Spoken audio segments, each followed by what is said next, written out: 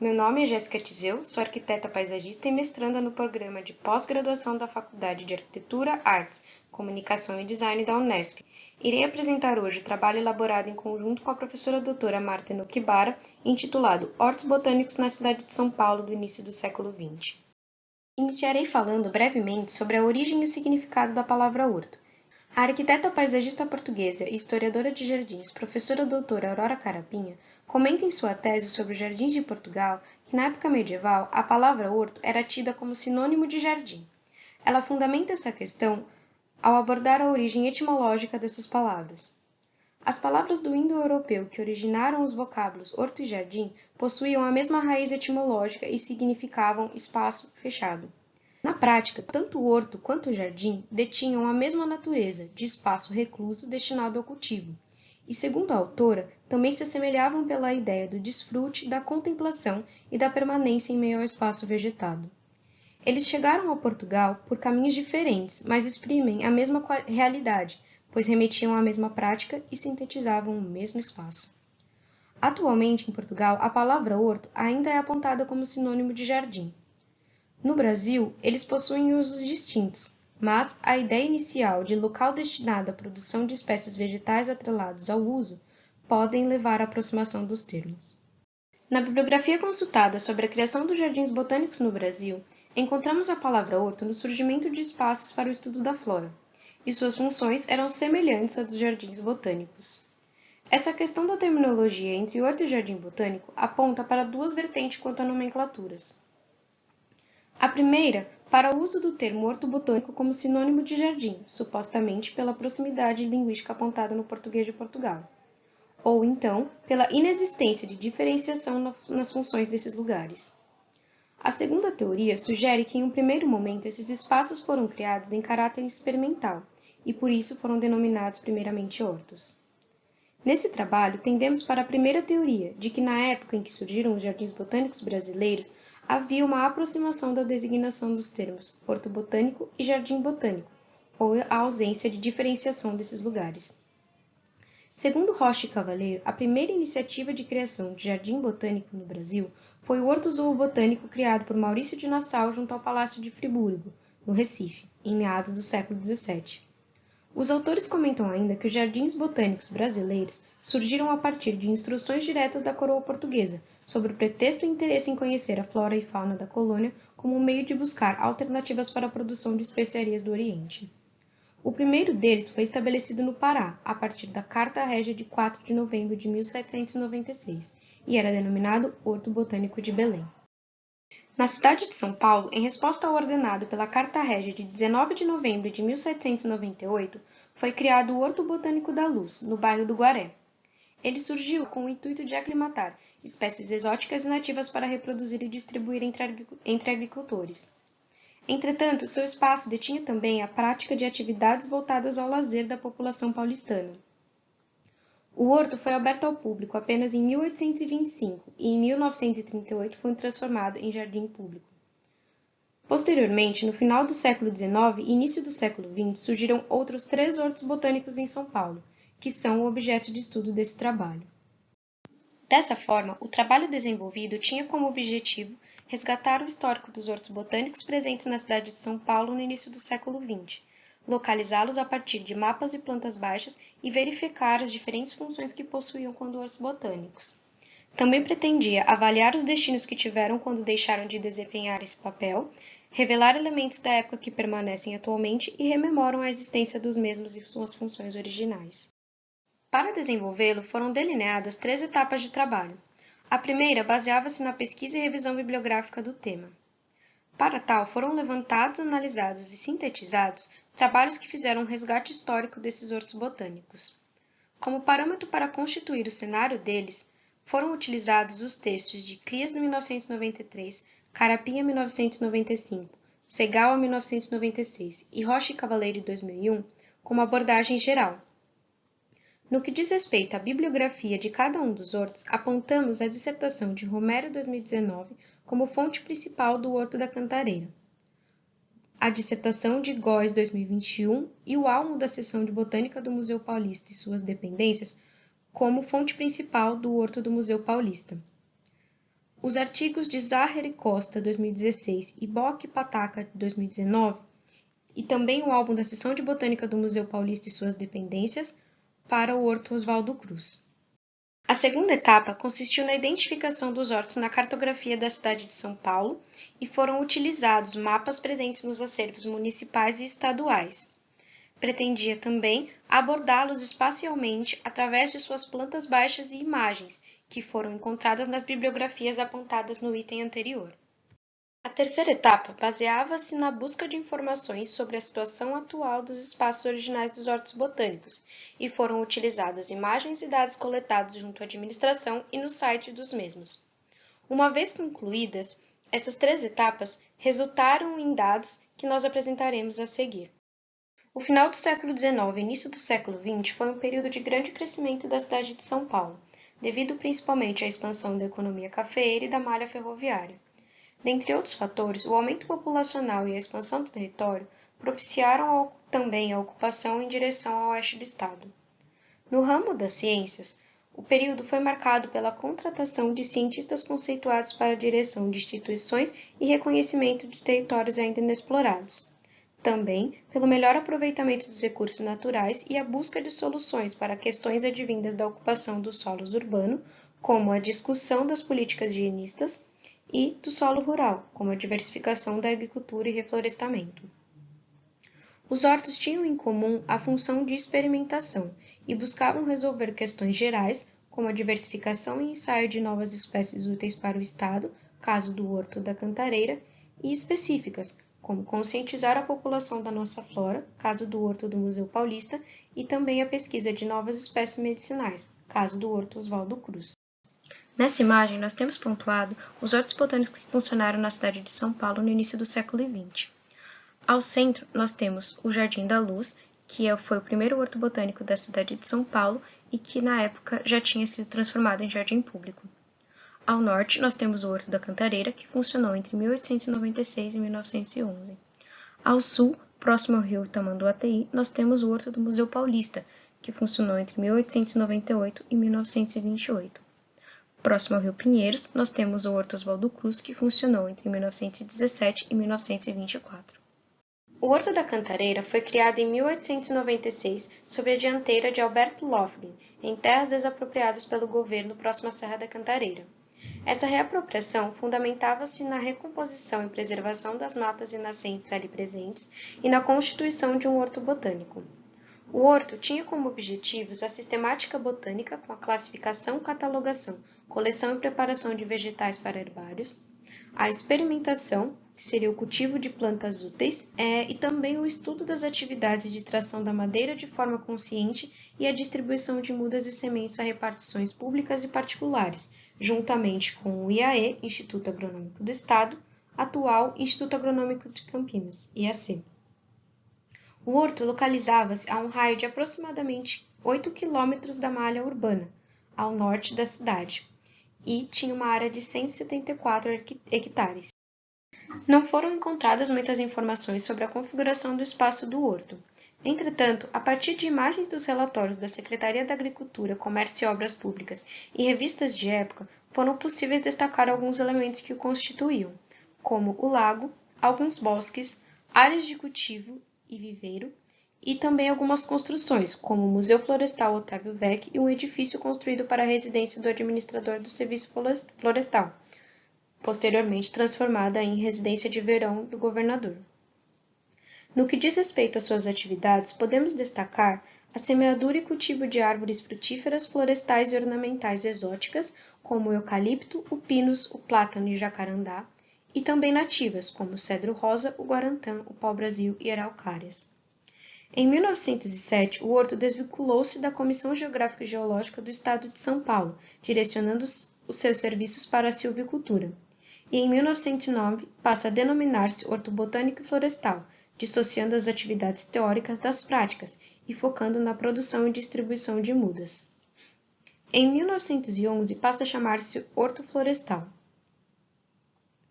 Em 1963, juntamente com a região da Mata da Serra da Cantareira, a área do horto foi considerada uma unidade de conservação e foi transformada em parque estadual, o Parque Alberto Lofgren. Em 1983, ambas as áreas foram consideradas patrimônios culturais paulistas e tombadas pelo CONDEPAR.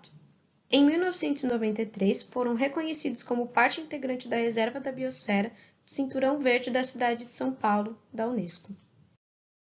Atualmente, o parque conta com áreas de conservação e pesquisa, atividades esportivas e de lazer. Possui cerca de 187 hectares, sendo 35 deles abertos ao público. Seu território é setorizado em 5 áreas: o Instituto Florestal, destacado em cinza na figura 9, o Horto Florestal, destacado em azul, o Polo Ecocultural, destacado em roxo, a área da olaria, destacada em amarelo, e o Arboreto, destacado em verde. Da época do Horto Botânico, encontram-se presentes ainda, no Parque Estadual, o lago, áreas remanescentes de Mata Atlântica e algumas espécies vegetais nativas, como as araucárias, e exóticas, como o pinheiro do brejo. O Horto do Museu Paulista localizava-se ao sul da cidade de São Paulo, próximo ao encontro das águas do rio Ipiranga e Tamanduateí. Estava distante cerca de 5,5 km do centro da cidade e ficava aos fundos do museu, como podem ser vistos nas imagens 14, 15 e 16. Possuía aproximadamente 4 hectares de área e teve os primeiros plantios datados em 1898, com exemplares de embaúbas. Fundado por Hermann Friedrich Albert von Heeren, zoólogo alemão e diretor do museu, o horto permaneceu aos cuidados de Hermann Lederwald, assistente de zoologia. O horto tinha como objetivos expor espécies selecionadas da flora brasileira e paulista, e esses exemplares serviam de complemento natural e vivo do material presente no herbário do museu. Em 1917, a área do horto foi reestruturada, passando a retratar apenas a flora paulista. Nesse mesmo ano, teve a contratação do botânico Frederico Carlos Rene, que, juntamente com Lederwald, deu continuidade aos estudos em andamento no horto. Góes e Nukibara, 2019, sobrepuseram um relato feito por Lederwald com a planta baixa elaborada a pedido de Rene em 1925, como vocês podem ver na figura 18. Desse estudo, pode-se identificar a estruturação do espaço em 6 setores. Na área 1 estão as plantas úteis no Brasil. Na área 2, a região das matas. Na 3, a região dos campos. A área 4 é constituída pelo pinheiral e madeiras legítimas. A área 5, a várzea, ou prado. A área 6 está uma lagoa artificial e ainda bambus no entorno, com o número 7. No álbum da seção de botânica do Museu Paulista e suas dependências, escrito por Rene em 1925, o botânico descreveu e retratou a particularidade e diversidade das espécies presentes no horto. Podemos destacar as embaúbas, o palmito jussara, as eritrinas, as caças, aroeiras e araucárias, que eram espécies nativas, e também os bambus, espécies exóticas. Por ser um espaço dedicado ao estudo e instrução, o horto tinha acesso restrito, recebendo, em sua grande maioria, visitantes do ramo científico. Em 1928, ele foi desativado e transformado em bosque, que é a função que ele possui atualmente. Hoje, ele tem cerca de 32 mil metros quadrados e atende atividades esportivas e recreativas. É integrante do Parque da Independência e parte do conjunto do Ipiranga, sendo tombado nas 3 instâncias de proteção. Mantiveram-se parte dos caminhos e ainda estão presentes algumas das espécies implantadas na época, como os bambus, as embaúbas, o palmito jussara e o cedro rosa. O Horto Oswaldo Cruz surgiu em 1917 como anexo do Instituto Soroterápico, atual Instituto Butantan. Ele foi fundado por Frederico Carlos Rene a pedido de Arthur Neiva, então secretário do Serviço Sanitário do Estado de São Paulo. Tinha como objetivo principal o estudo e cultivo de espécies vegetais tóxicas e medicinais. Estava localizado na margem esquerda do Rio Pinheiros, onde hoje encontra-se o bairro Butantã. O espaço escolhido para a implantação do horto consistia numa área de várzea, com o relevo levemente inclinado, de frente para o prédio do Instituto Soroterápico. O seu perímetro era delimitado pelo córrego Pirajussara, a Avenida Vital Brasil e a rua lindeira à cocheira do Instituto e do Instituto de Veterinária. Ele tinha uma área de 150 mil metros quadrados e a proximidade, a corpos d'água e a topografia tornavam o espaço próprio para o cultivo. O botânico, Frederico Carlos Rene, acompanhou o levantamento topográfico, o preparo do solo e auxiliou na elaboração da planta baixa e plano geral, como vocês podem ver na figura 29. Além dos canteiros para o cultivo, o horto possuía uma estufa, um alpendre para secagem e depósito de semente, depósito de vidros, laboratório químico, o pavilhão e sede da seção de botânica e as dependências do Instituto de Medicamentos Oficiais do Estado. Para a concepção do desenho, Rene comenta ter se inspirado no Jardim Botânico de Dahlem, em Berlim. Ele afirma também ter utilizado os processos e métodos mais modernos da estética, arranjando o plano de forma a fazer predominar as linhas curvas. Os canteiros foram pensados e dimensionados de acordo com as necessidades e prioridades das espécies a serem produzidas no horto. Essas espécies serviam tanto para o propósito científico quanto cenográfico, pois Rene pensou o espaço de forma a ter canteiros alternados com áreas gramadas. Além do repertório vegetal tóxico-medicinal, Rene experimentou também exemplares nativos e exóticos de outras naturezas, como forrageiras, ornamentais, espécies para arborização urbana, ervas, plantas utilizadas na alimentação, produção e tingimento de tecido. Zahrer e Costa apontam que 37% das plantas cultivadas não se enquadravam nessa classificação tóxico-medicinal e poderiam ser detentoras de grande potencial paisagístico. Em 1922, a seção de botânica, criada em 1917 por Rene, juntamente com a fundação do Horto Oswaldo Cruz, desvinculou-se do Instituto Butantan e passou a ser parte integrante do Museu Paulista. Entretanto, os campos ficaram aos cuidados de Rene até 1924. Em 1925, o espaço do horto foi desanexado da seção de botânica e passou a ser responsabilidade do Instituto Butantan. A área passou por várias mudanças funcionais e físicas, dentre elas a doação de áreas do Instituto Butantan para a implantação da cidade universitária. Em 1992, houve uma restauração financiada pela Unibanco Ecologia e o espaço passou a ser utilizado para a educação ambiental. Hoje, o Horto Oswaldo Cruz é vinculado ao Museu Biológico do Instituto Butantan e mantém as atividades voltadas à pesquisa e educação ambiental. A área possui um acesso restrito e oferece visitas e aulas agendadas, possui trilhas e áreas para o contato direto com a natureza. Tem 3,69 hectares e possui cerca de 8.000 árvores nativas e exóticas. São remanescentes do horto botânico, a estufa e o alpendre. A partir do apresentado, foi possível resgatarmos informações sobre a constituição dos hortos botânicos presentes na cidade de São Paulo no início do século XX e a situação em que se encontram atualmente. O Horto da Cantareira teve importância para a produção e distribuição de mudas no estado paulista.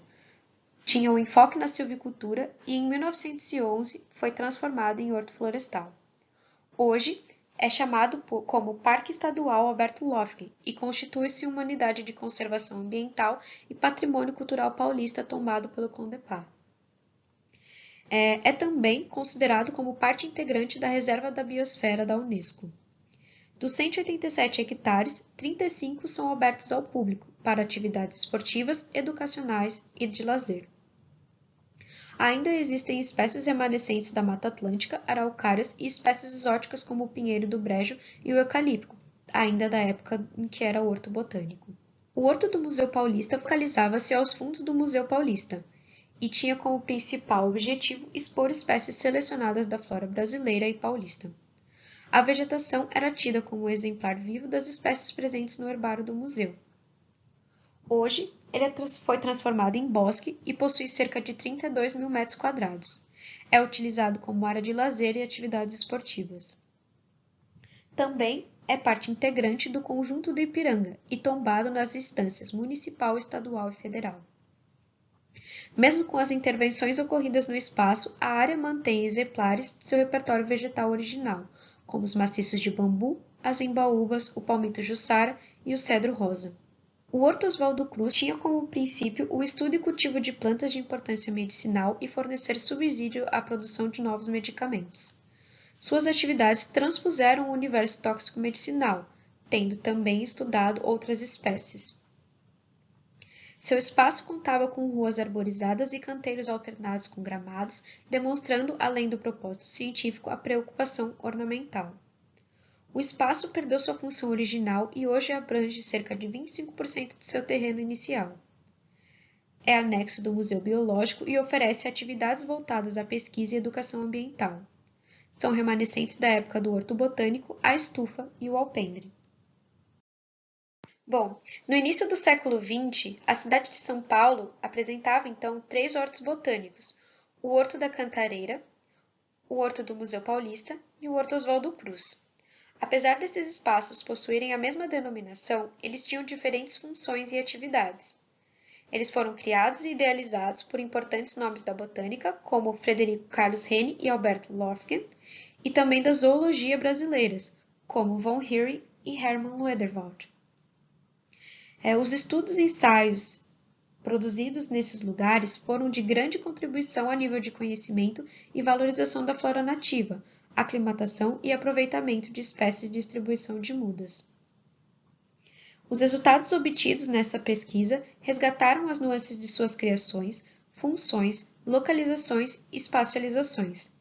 Destacaram também os elementos remanescentes que preservam a memória desses espaços. E, por fim, traçou paralelos temporais, elucidando o que se tornaram lugares que não mais desempenham a função de horto botânico, mas que permanecem essencialmente com o uso que partilham, o uso recreativo. Muito obrigada!